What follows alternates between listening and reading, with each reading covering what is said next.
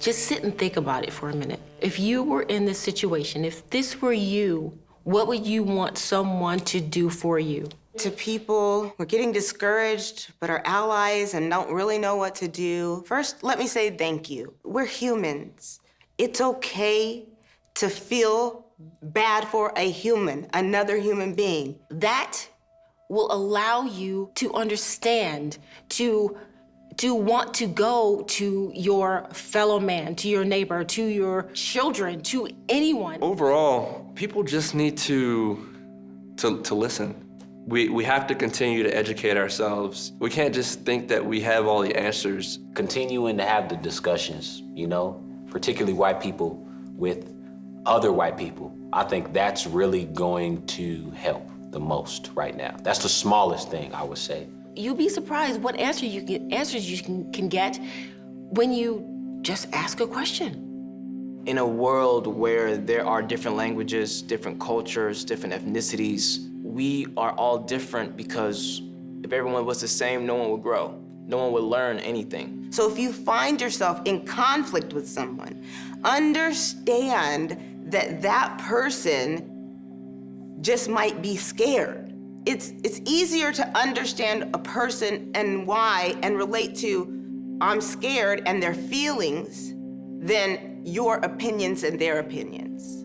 You have no idea how powerful it is to create a space for someone to be themselves.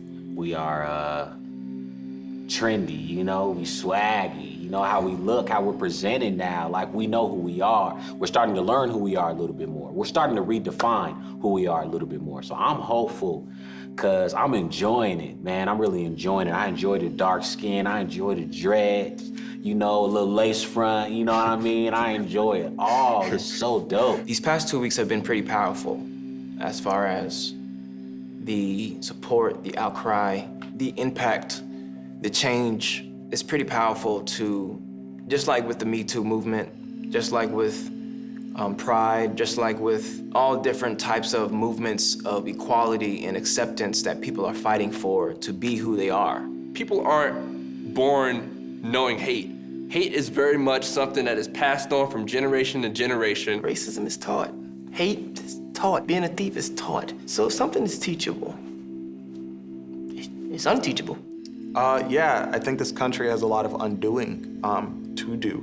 One, there's no reason why the police need to be so militant.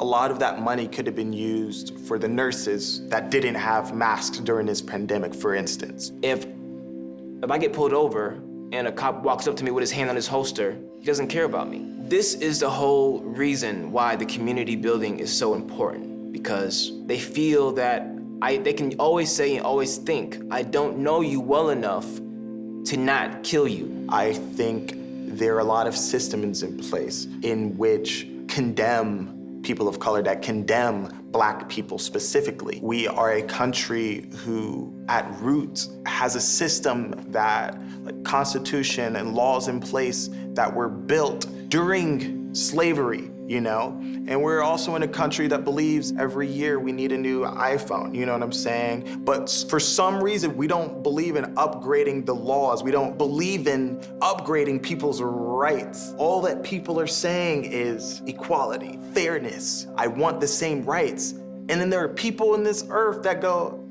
but, you know, how does that sound? You have to do this. You have to make this change. Once they've acknowledged that, you know, inequality is wrong, it's up to them to point it out when they see it. Just checking racism at its face, right when it happens.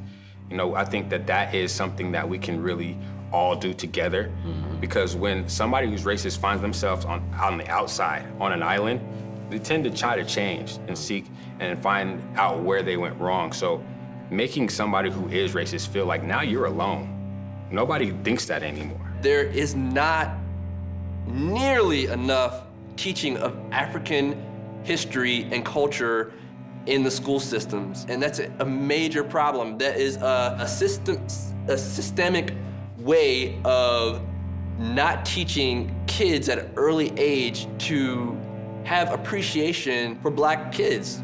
At this point in the fight, I would say it's on Black people to unite and quit waiting for help. I feel like it's awesome.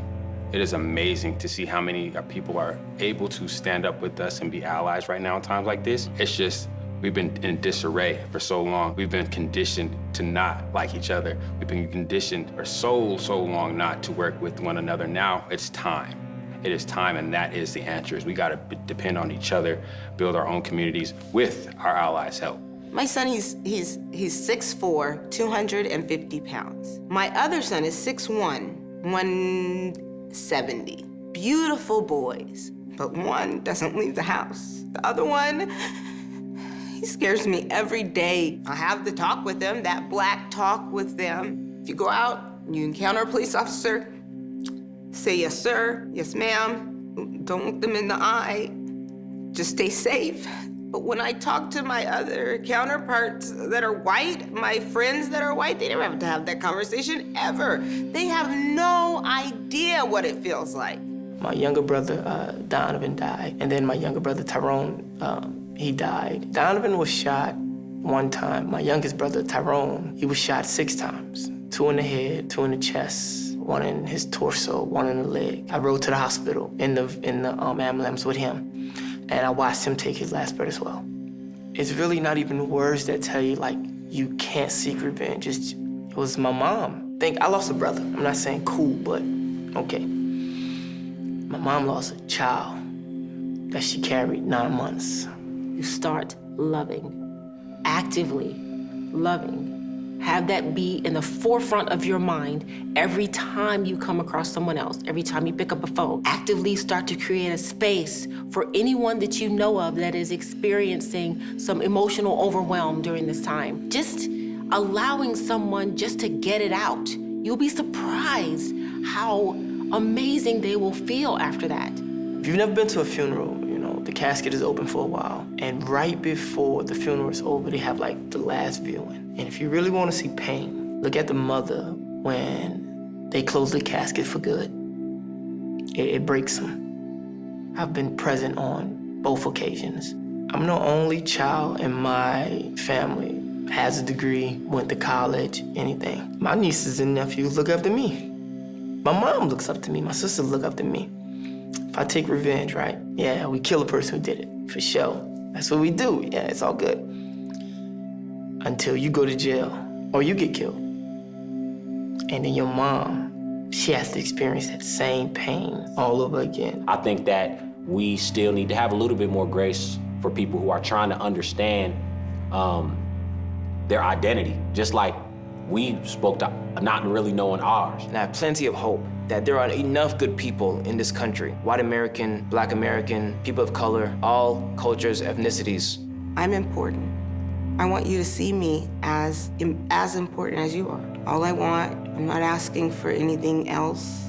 I just want to be the same. My best friend, Gary's 30. Gary was sentenced to life in prison at 24. Like I said, I see both ways.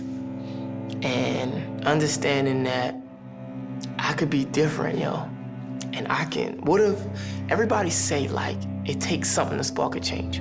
What if I'm the spark that the kids in my neighborhood look at? Because when I go home, I'm like a celebrity to the kids. I live in Hollywood. Not only do I live in Hollywood, I make films in Hollywood. I make money in Hollywood. I'm on TV in Hollywood. And mind you, although I may not be rich or like make the most money, my nieces, my nephew, they don't see that. All they see is uncles on TV. Uncle made a movie. I wrote a children's book. My name is on the front of it. So if not taking revenge, that is the revenge. The revenge is not falling victim to the crab in the bucket, finding a way out. You know what I'm saying? Just making a better way. Because if I die, what else we got?